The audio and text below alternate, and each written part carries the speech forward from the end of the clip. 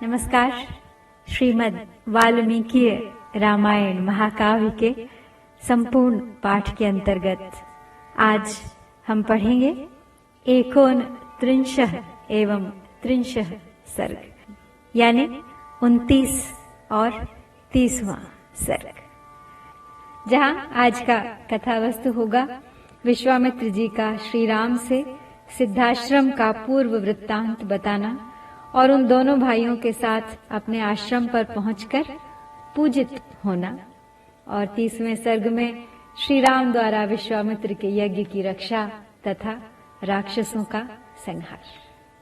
तो आइए बढ़ते हैं आज की यात्रा पर। अथ तस्या प्रमेयस्य वचनं परिपृच्छतः विश्वामित्रो महातेजा व्याख्यातुम् उपचक्रमे। इह राम महाबाहो विष्णुर्देव नमस्कृतः वर्षाणि सुबुहुनिः तथा युगशतानि च। तपश्चरण योगार्थमुवास सुमहातपाः। एष पूर्वाश्रमो राम वामनस्य महात्मनः। सिद्धाश्रम इति ख्यातः सिद्धो ह्यत्र महातपा। एतस्मिन्नेव काले तु राजा वैरोचनिर्बलिः निर्जित्य दैवतगणान् सेन्द्रान् सह मरुद्गणान् कारयामास तद्राज्यं त्रिषु लोकेषु विश्रुतः। अपरिमित प्रभावशाली भगवान श्री राम का वचन सुनकर महातेजस्वी विश्वामित्र ने उनके प्रश्न का उत्तर देना आरंभ किया। बोले, हे महाबाहो श्री राम, पूर्व काल में यहाँ देव वंदित भगवान विष्णु ने बहुत वर्षों एवं 100 युगों तक तपस्या के लिए निवास किया था। उन्होंने यहाँ बहुत बड़ी तपस्या की थी। यह स्थान महात्मा वामन का, यानी वामन अवतार धारण करने को उद्यत हुए श्री विष्णु का अवतार ग्रहण से पूर्व आश्रम हुआ करता था। इसकी सिद्धाश्रम के नाम से प्रसिद्धि थी, क्योंकि यहाँ महातपस्वी विष्णु को सिद्धि प्राप्त हुई थी। जब वे तपस्या करते थे, उसी समय विरोचन कुमार राजा बलि ने इंद्र और मरुदगणों सहित समस्त देवताओं को पराजित करके उनका राज्य अपने अधिकार में कर लिया था, और वे तीनों लोकों में विख्यात हो गए थे। यज्ञम चकार सुमहान सुरेंद्रो महाबलः बलेस्तु यजमानस्य देवाः साग्नि पुरोगमाः। समागम्य स्वयं चैव विष्णुमुचुरिहाश्रमे। बलिर्वैरोचनिर्विष्णो यजते यज्ञमुत्तमम्। असमाप्तव्रते तस्मिन् स्वकार्यम् अभिपद्यताम्। ये चैनभिवर्तन्ते याचितारतस्ततः यच्च यत्र यथावच्च सर्वं तेभ्यः प्रयच्छति। स त्वं सुरहितार्थाय मायायोगमुपाश्रितः वामनत्वं गतो विष्णो कुरु कल्याणमुत्तमम्। एतस्मिन्नन्तरे राम कश्यपो अग्नि समप्रभः आदित्या सहितो राम दीप्यमान इवौजसा। देवी सहायो भगवान् दिव्यं वर्षसहस्रकम्। व्रतं समाप्य वरदम् तुष्टाव मधुसूदनम। तो उन महाबली महान असुर राज ने एक यज्ञ का आयोजन किया। उधर बलि यज्ञ में लगे हुए थे और इधर अग्नि आदि देवता स्वयं इस आश्रम में पधार कर भगवान विष्णु से बोले, हे सर्वव्यापी परमेश्वर, विरोचन कुमार बलि एक उत्तम यज्ञ का अनुष्ठान कर रहे हैं। उनका वह यज्ञ संबंधी नियम पूर्ण होने से पहले ही हमें अपना कार्य सिद्ध कर लेना चाहिए, क्योंकि इस समय जो भी याचक इधर उधर से आकर उनके यहाँ याचना के लिए उपस्थित होते हैं वे गो, भूमि और सुवर्ण आदि संपत्तियों में से जिस वस्तु को भी लेना चाहते हैं उनको वे सारी वस्तुएं राजा बलि यथावत रूप से अर्पित कर देते हैं। अतः हे विष्णु, आप देवताओं के हित के लिए अपने योग माया का आश्रय ले वामन रूप धारण करके उस यज्ञ में जाइए, हमारा उत्तम कल्याण साधन कीजिए। हे श्री राम, इसी समय अग्नि के समान तेजस्वी महर्षि कश्यप धर्म पत्नी अदिति के साथ अपने तेज से प्रकाशित होते हुए वहां आए। वे 1,000 दिव्य वर्षों तक चालू रहने वाले महान व्रत को अदिति देवी के साथ ही समाप्त करके आए थे। उन्होंने वरदायक भगवान मधुसूदन की कुछ इस प्रकार स्तुति की। तपोमयं तपोराशिं तपोमूर्तिं तपात्मकं तपसा त्वां सुतप्तेन पश्यामि पुरुषोत्तमम्। शरीरे तव पश्यामि जगत् सर्वमिदं प्रभो त्वमनादिरनिर्देश्यस्त्वामहं शरणं गतः। तमुवाच हरिः प्रीतः कश्यपं गतकल्मषम्। वरं वरय भद्रं ते वरार्होऽसि मतो मम। तच्छ्रुत्वा वचनं तस्य मारीचः कश्यपो अब्रवीत्। आदित्या देवतानां च मम चैवानुयाचितम्। वरं वरद सुप्रीतो दातुमर्हसि सुव्रत। पुत्रत्वं गच्छ भगवन्नदित्या मम चानघ। तो इस प्रकार ऋषि कश्यप और अदिति मधुसूदन की स्तुति करते हुए कहते हैं कि हे भगवान, आप तपोमय हैं, तपस्या की राशि हैं, तप आपका स्वरूप है, आप ज्ञान स्वरूप हैं। मैं भली भांति तपस्या करके उसके प्रभाव से आप पुरुषोत्तम का दर्शन कर रहा हूँ। हे प्रभु, मैं इस सारे जगत को आपके शरीर में स्थित देखता हूँ। आप अनादि हैं, देश काल और वस्तु की सीमा से परे होने के कारण आपका इदमित्थम रूप से निर्देश नहीं किया जा सकता। मैं आपकी शरण में आया हूँ। तो कश्यप जी के सारे पाप धुल गए थे। भगवान श्री हरि ने अत्यंत प्रसन्न होकर उनसे कहा, महर्षि, तुम्हारा कल्याण हो। तुम अपनी इच्छा के अनुसार कोई वर मांगो, क्योंकि तुम मेरे विचार से वर पाने के योग्य हो।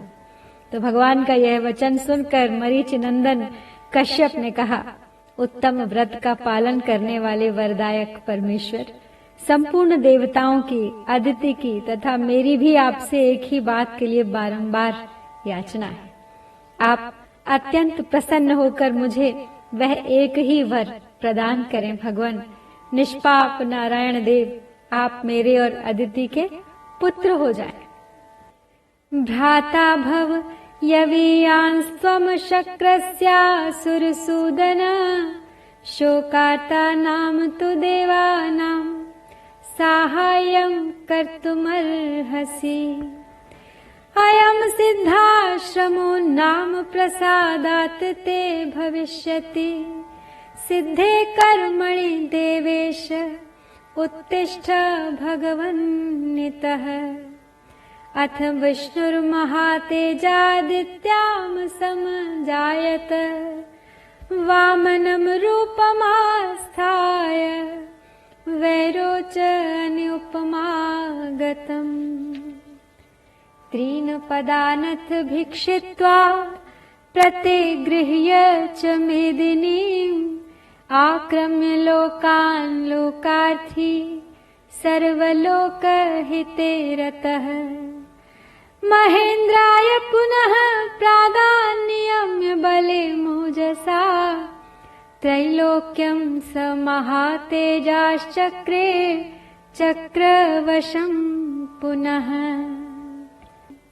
तो ऋषि कश्यप आगे कहते हैं कि हे असुर सूदन, आप इंद्र के छोटे भाई हों और शोक से पीड़ित हुए इन देवताओं की सहायता करें।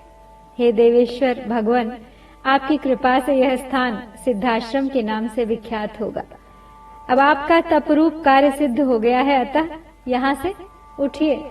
तदनंतर महातेजस्वी भगवान विष्णु अदिति देवी के गर्भ से प्रकट हुए और वामन रूप धारण करके विरोचन कुमार बलि के पास गए। संपूर्ण लोकों के हित में तत्पर रहने वाले भगवान विष्णु बलि के अधिकार से त्रिलोकी का राज्य ले लेना चाहते थे।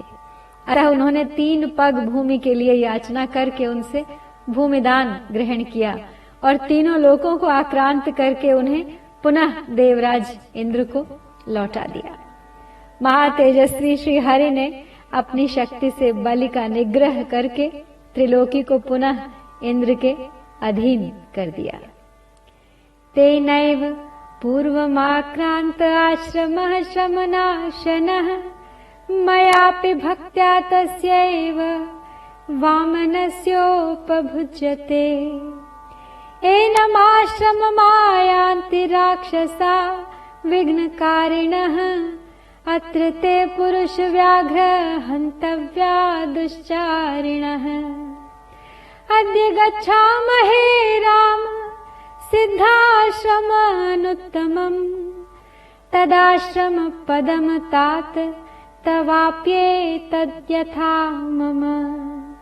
इत्युक्त्वा परम प्रीतो गृह्यम रामम लक्ष्मणम्। इत्युक्त्वा परम प्रीतो गृह्यम रामम स लक्ष्मणम्। प्रविशन्नाश्रम पदं व्यरोचत महामुनिः शशिव गतनिहारः पुनर्वसु समन्वितः। तो उन्हीं भगवान वामन ने पूर्व काल में यहाँ निवास किया था, इसीलिए यह आश्रम सब प्रकार के श्रम दुख शोक का नाश करने वाला है। उन्हीं भगवान वामन में भक्ति होने के कारण मैं भी इस स्थान को अपने उपयोग में लाता हूँ। इसी आश्रम पर मेरे यज्ञ में विघ्न डालने वाले राक्षस आते हैं। हे पुरुष सिंह, यही तुम्हें उन दुराचारियों का वध करना है। हे श्री राम, अब हम लोग उस परम उत्तम सिद्धाश्रम में पहुंच रहे हैं। हे तात, वह आश्रम जैसे मेरा है वैसे ही वह तुम्हारा भी है। ऐसा कहकर महामुनि ने बड़े प्रेम से श्री राम और लक्ष्मण के हाथ पकड़ लिए और उन दोनों के साथ आश्रम में प्रवेश किया। उस समय पुनर्वसु नामक 2 नक्षत्रों के बीच में स्थित तुषार रहित चंद्रमा की भांति उनकी शोभा हुई। तम दृष्ट्वा मुनयः सर्वे सिद्धाश्रम निवासिनः उत्पत्त्योत्पत्त्य ससा विश्वामित्रं पूजयन्।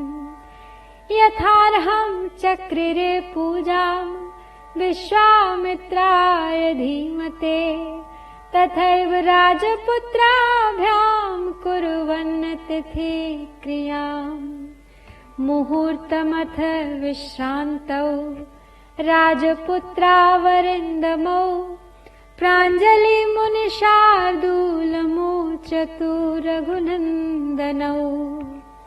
अद्यैव दीक्षां प्रविश भद्रं ते मुनिपुङ्गव सिद्धाश्रमोऽयं सिद्धः स्यात् सत्यमस्तु वचस्तव। एवमुक्तो महातेजा विश्वामित्रो महान् ऋषिः प्रविवेश तदा दीक्षां नियतो नियतेन्द्रियः। कुमारावपितां रात्रिमुषित्वा सुसमाहितौ प्रभातकाले च उत्थाय पूर्वां सन्ध्यामुपास्य च पशुचि परं जाप्यं समाप्य नियमेन च हुताग्निहोत्रमासीनं विश्वामित्रं वन्दताम्। तो विश्वामित्र जी को आया देख सिद्धाश्रम में रहने वाले सभी तपस्वी उछलते कूदते सहसा उनके पास आए और सब ने मिलकर उन बुद्धिमान विश्वामित्र जी की यथोचित पूजा की। इसी प्रकार उन्होंने उन दोनों राजकुमारों का भी अतिथि सत्कार किया।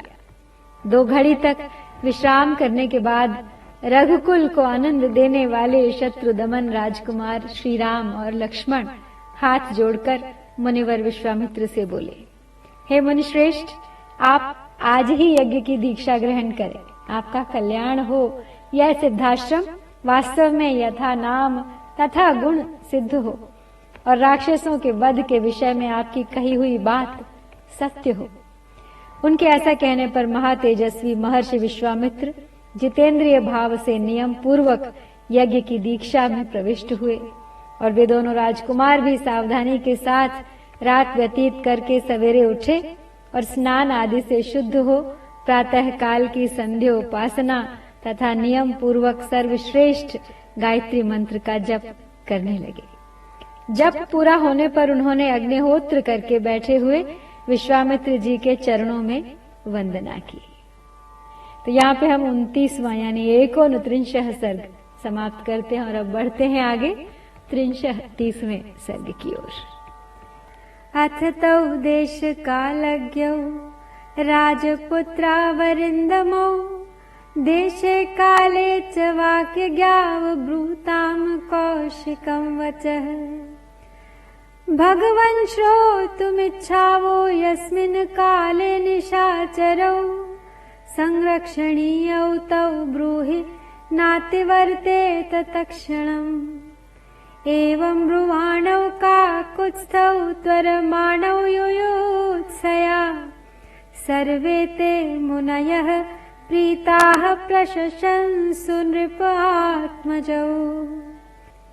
तदनंतर देश और काल को जानने वाले शत्रुदमन राजकुमार श्री राम और लक्ष्मण जो देश और काल के अनुसार बोलने योग्य वचन के मर्मज्ञ थे, कौशिक मुनि से इस प्रकार बोले, हे भगवान, अब हम दोनों यह सुनना चाहते हैं कि किस समय उन दोनों निशाचरों का आक्रमण होता है, जबकि हमें उन दोनों को यज्ञ भूमि में आने से रोकना है।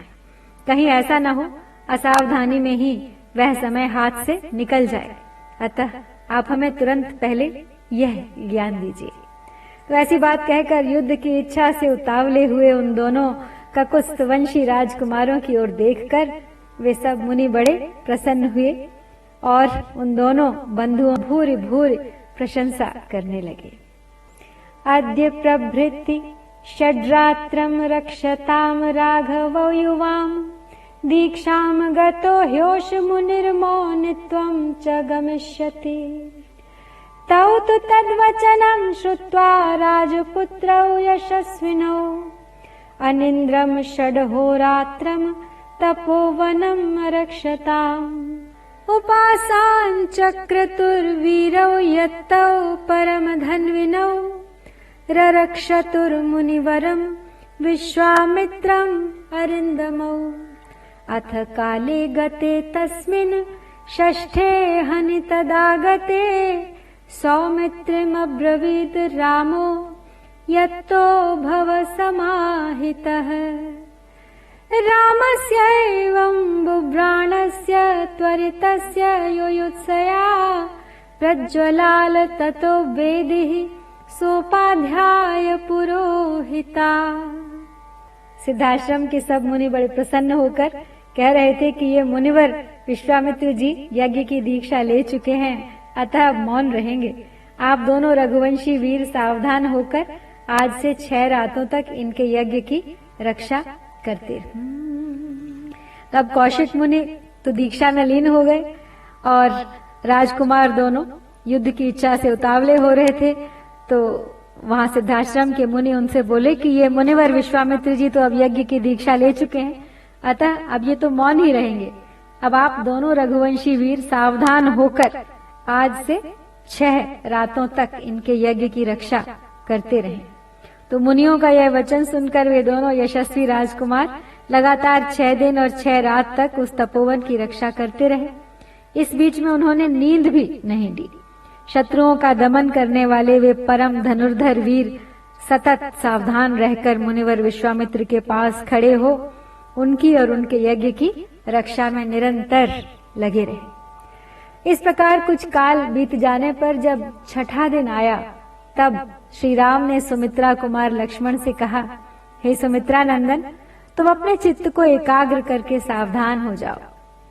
युद्ध की इच्छा से शीघ्रता करते हुए श्री राम इस प्रकार कह ही रहे थे कि उपाध्याय यानी ब्रह्मा, पुरोहित, उपद्रष्टा तथा अन्यान्य ऋत्विजों से गिरी हुई यज्ञ की वेदी सहसा प्रज्वलित हो उठी।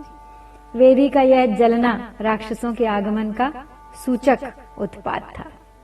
सदर्भ चम सस्रुका ससमित कुसुमोच्चया विश्वामित्रेण सहिता वेदिर्जज्वाल सत्विजा मंत्रवच्च यथा न्यायम यज्ञोऽसौ संप्रवर्तते आकाशे च महान् शब्दः प्रादुरासीद् भयानकः आवार्य गगनं मेघो यथा प्रावृषि दृश्यते तथा मायां विकुर्वाणौ राक्षसावभ्यधावताम् मारीचश्च सुबाहुश्च तयोरनुचरास्तथा आगम्य भीमसङ्काशा रुधिरौघान्वासृजन् ताम तेन रुधिरौघेन वेदीं वीक्ष्य समुक्षिताम्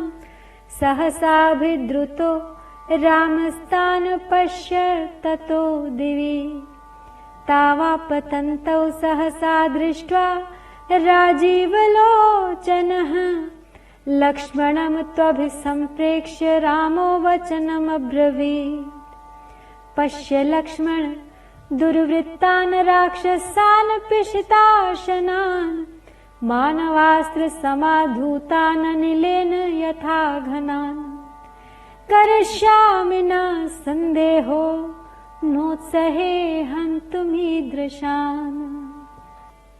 तो जब राक्षसों के आगमन की सूचना मिली उन्हें, तो उसके बाद कुश, चमस, श्रुक, समिधा और फूलों के ढेर से सुशोभित होने वाली विश्वामित्र तथा ऋत्विजों की जो यज्ञ वेदी थी, उस पर आवहनीय अग्नि प्रज्वलित हुई। अग्नि का यह प्रज्वलन यज्ञ के उद्देश्य से हुआ था। फिर तो शास्त्रीय विधि के अनुसार वेद मंत्रों के उच्चार पूर्वक उस यज्ञ का आरंभ हुआ। इसी समय आकाश में बड़े जोर का शब्द हुआ, जो बड़ा ही भयानक था।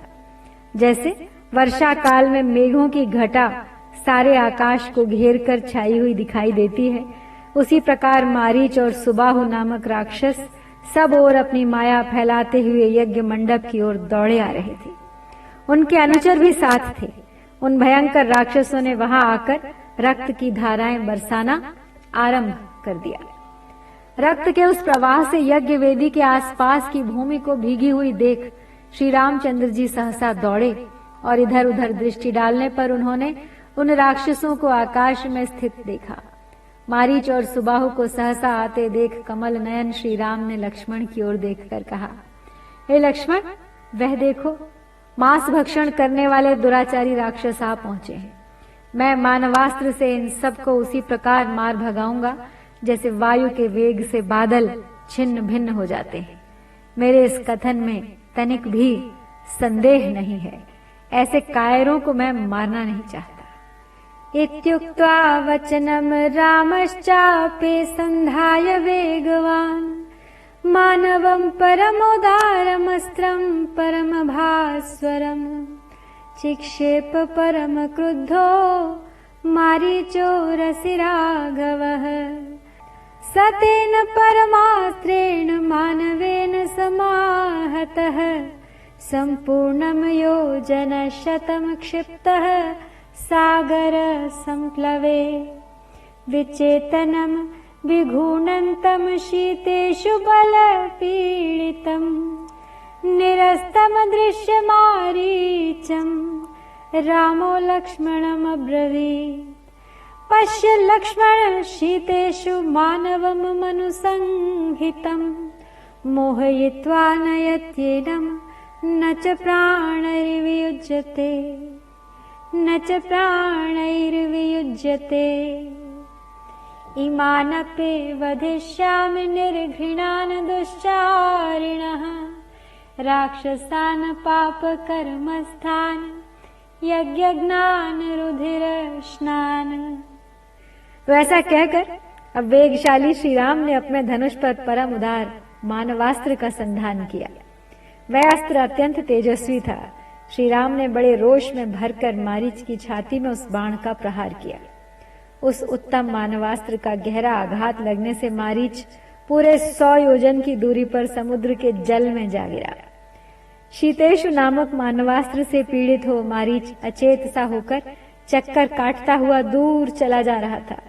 यह देख श्री राम ने लक्ष्मण से कहा, लक्ष्मण देखो, मनु के द्वारा प्रयुक्त शीतेशु नामक मानवास्त्र इस राक्षस को मूर्छित करके दूर लिए जा रहा है, किंतु उसके प्राण नहीं ले रहा है। अब यज्ञ में विघ्न डालने वाले इन दूसरे निर्दय दुराचारी पाप कर्मी एवं रक्त भोजी राक्षसों को भी बस मार गिराता हूं, तुम देखो।